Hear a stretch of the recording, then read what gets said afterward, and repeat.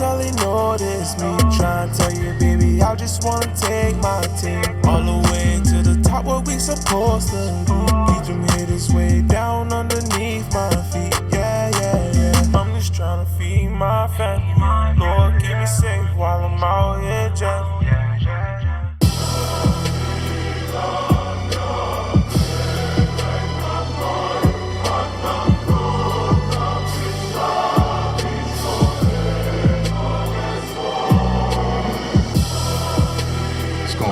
This is Salamahn. It's your boy A.D. And you're watching Reparations TV. You know, A.D., with all the current events going on and all the craziness going on in the world, you know, I think we tend to think about the what that's happening and not really I don't even think the privilege to really think about and unpack how it's really affecting all of us, not just Black Americans, but America and the whole world as a whole. And, you know, it's been pretty interesting. I think that it's not really too much talk about that. I think that we should sit down as a people and really have a genuine discussion amongst ourselves about, you know, how, let's say, even when we achieve the results that we're looking for, how we're going to actually unpack all this and, you know, where does it leave us as far as our mental state? You know, I mean, looking at the Derek Chauvin trial and, you know, with current events that just happened, another young man was just killed relatively recently, a 20-year-old young man. You know, an Army veteran was sprayed, pepper sprayed and just mistreated. You know, where does that really leave us, you know, as far as like how we're processing all of this in our mental state? And, you know, today I wanted to bring a special guest on. This is a gentleman who is a specialist in the mental health field, and we wanted to just pick his brain today to see, you know, what he thinks about the totality of our situation as far as our mental health. Why don't you go ahead and introduce yourself? Yeah, sure. So my name is Terrill. I am a therapist here in Maryland. I've been a therapist for about a year now. I've just recently got licensed last March. Coming out into the field has been it's been pretty hectic, but it's been a journey so far. I've been enjoying it. So yeah, I've been doing this for about a year now, Salamahn. Okay. And what's your overall like area of focus? I mean, I know there's like different sects in the mental health field. So what's your overall area of focus? Yeah, so for me, who I work with, I generally work with people that present with anxiety, depression, individuals working on their self-esteem, family conflict, and grief. For me, the way that I work as a therapist is I work person-centered, meaning that I look at the holistic part of the individual. I pay attention to the biological factors, the psychological factors, and the social factors of what this individual is presenting themselves with at the moment. So that's how I work. And as far as mental disorders, the sky's the limit, but for right now, for what I've been seeing in the area that I've been working in, it's a lot of trauma.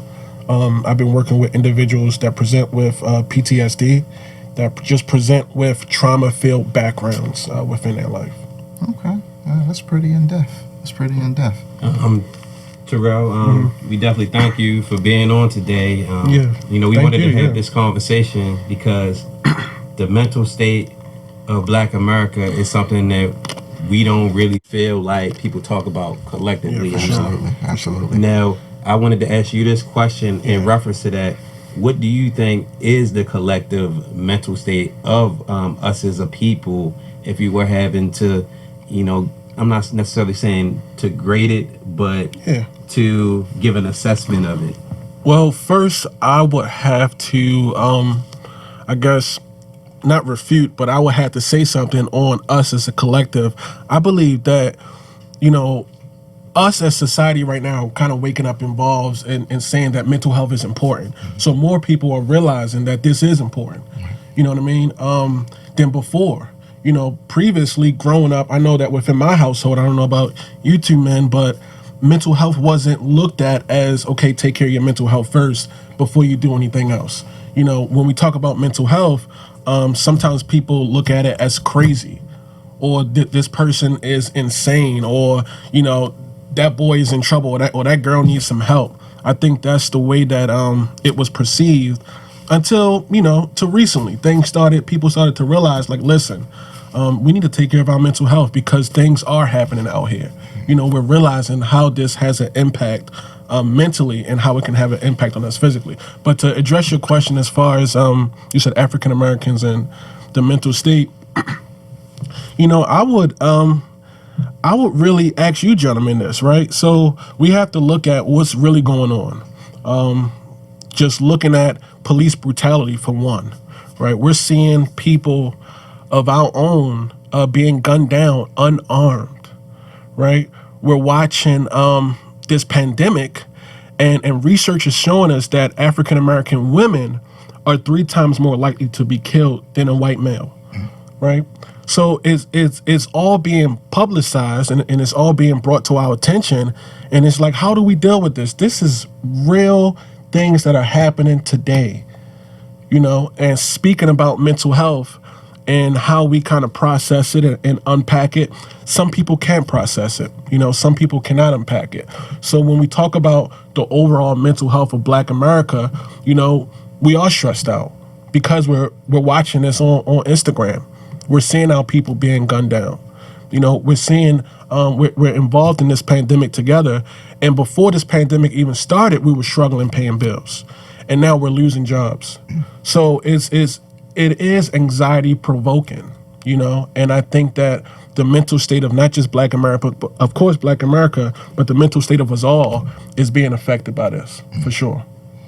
Definitely. Yeah, I definitely agree with that. I mean, you couldn't have said it better, yourself. I mean, honestly, I think it's not even enough to put into words. Because one thing I know for sure is I know that a lot of people, not even just Black Americans, really, I think a lot of people are in fear for sure, of a lot of different things.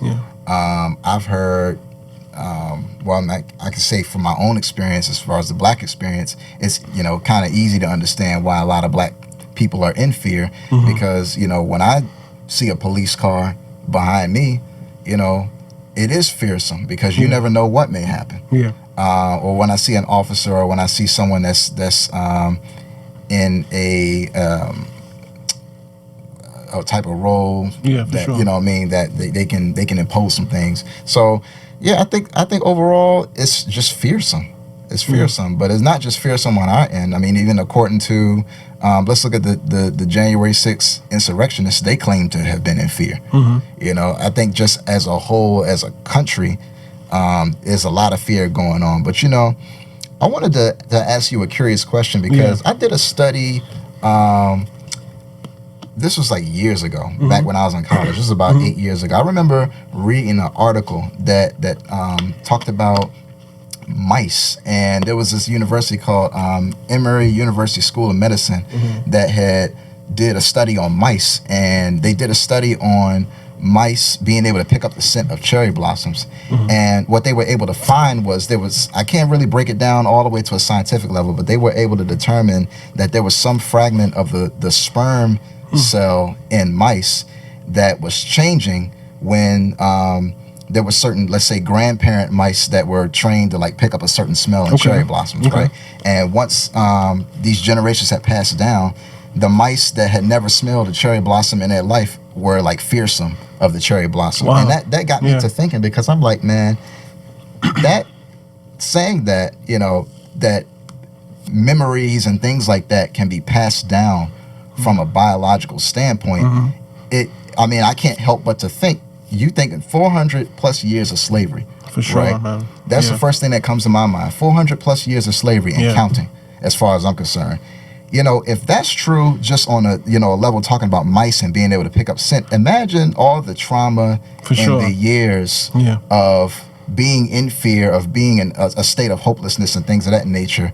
It makes me wonder, like, could something like that be passed down to that magnitude? Sure. Like, what's your take on that? What do you think about that? First off, just while you're talking, I'm thinking 400 years of traumatic events that has happened, to our ancestors, and people say just to get over it, right? So this question is extremely important, and I'm glad that you asked that, because we talk about from a biological standpoint, And throughout our generations, coming from our father, our grandfather, there's certain genes that's passed down to us. So when a traumatic event happens, right, it doesn't just deal with, well, it deals with your genetics. And the DNA in genetics is not mutated by the traumatic event, but there's marks that's left, and that's called epigenetics. So let's say that, we talk about 400 years of trauma that's happened to our ancestors. So the stress that they went through, dealing with not eating, dealing with famine, dealing with sickness, dealing with being beat, the fear, epigenetics leaves a mark. So there's a mark that's left on those genes, and that's what gets passed down through the generations. But the thing about epigenetics is that it's not the DNA structure in itself, because DNA structure kind of is hard to change. But with the mark, epigenetics, that can be replaced with positive behaviors. That can be replaced. So, for example, if, my parents or my grandparents had a traumatic event, or they grew up in a impoverished area where they're just stressed out. They're so stressed out from life. That mark is left on their genes. So coming to me, my genes does have some of that mark of anxiety and some of the fear of certain things. It's like, I don't even know why I'm so stressed out. You know what I mean? It's just there. But the thing about that is that can be replaced. So similar to how that mark was placed with fear, we can replace that with good behaviors. So learning new coping skills, right? So it's not that the mark is there just for the negative behaviors. If an individual is taught, that also leaves a mark as well. So yeah, so there is some truth left to that being passed down throughout generations as far as on a biological standpoint.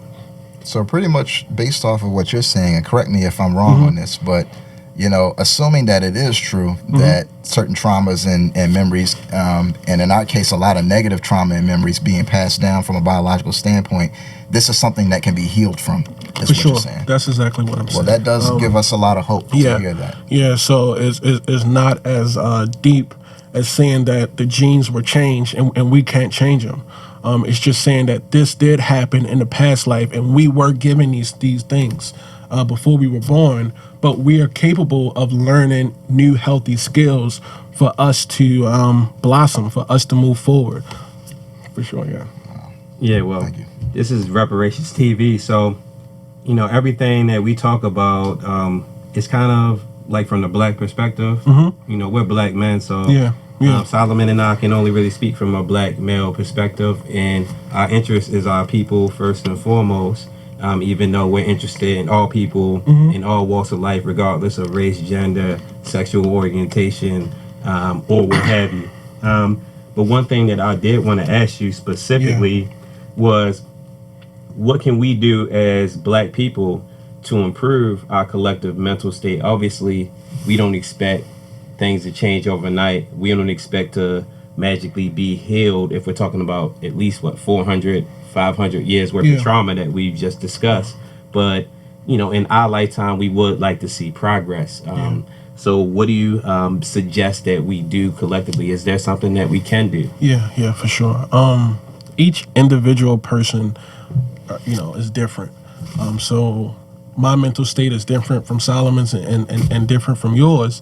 But collectively, what I see myself saying a lot often is to control what we can control and not control what we cannot.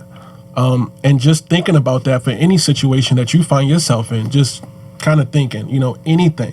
What are my controllables and what are not my controllables? And we find out that oftentimes the things that we concern ourselves with, we cannot control. We can only control what we can control. And I think collectively, as African Americans, as black men, we focus on what we can do. We can't concern ourselves on the behavior of a bad cop, right? Because then when we do, we find ourselves getting upset. We find ourselves ready to go at them. We find ourselves, trying to eye for an eye. So we concern ourselves with what we can control in this situation right now.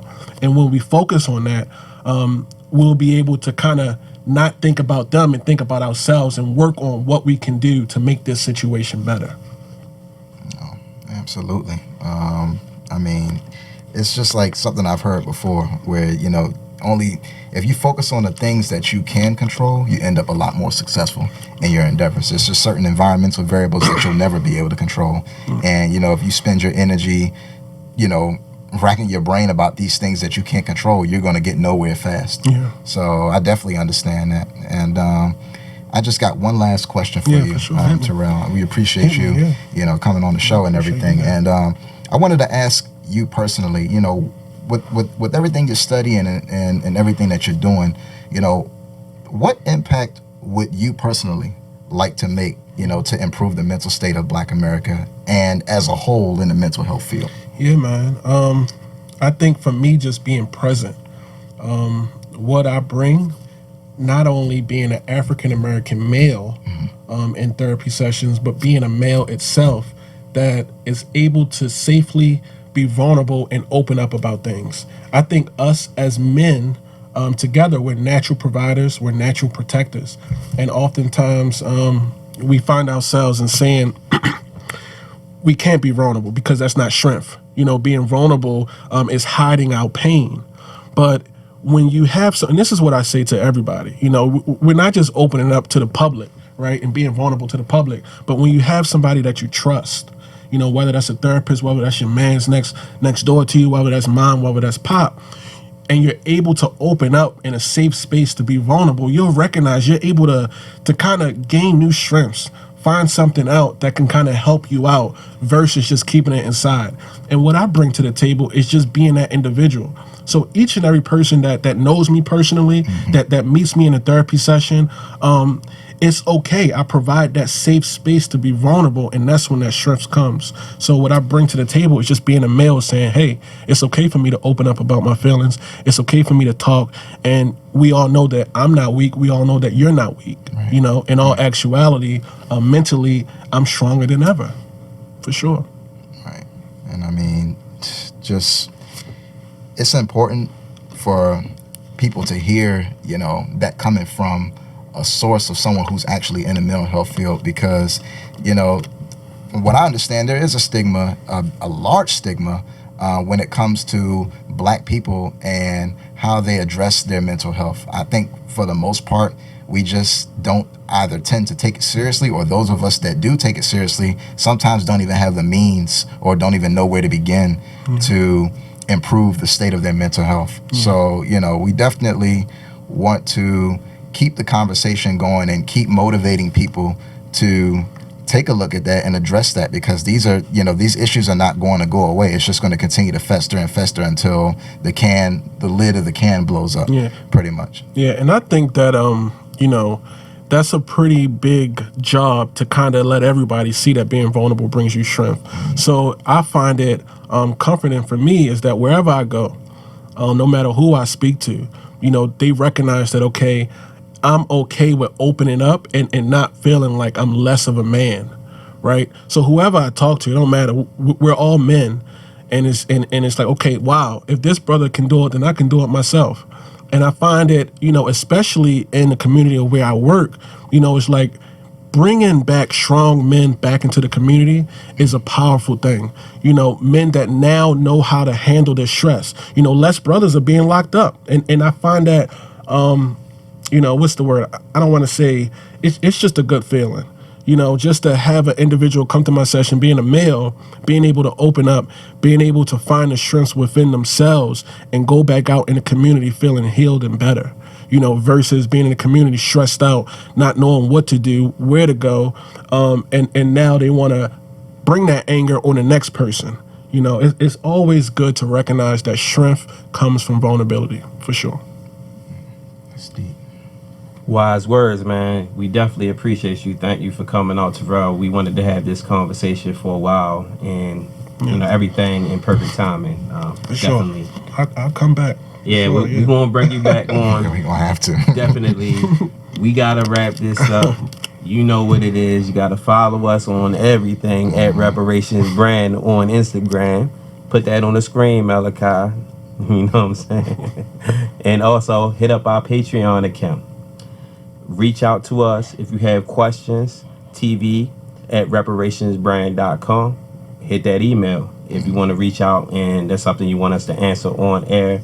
specifically. Also, search for us anywhere you find your podcast, Apple Podcasts, as well as Spotify, Anchor, Google Play. All you have to do is type Reparations TV in the search bar, and you will find all of our episodes neatly lined up, covers and everything. This is your boy AD, And this is Salamahn. and you're watching Reparations TV. Cheers.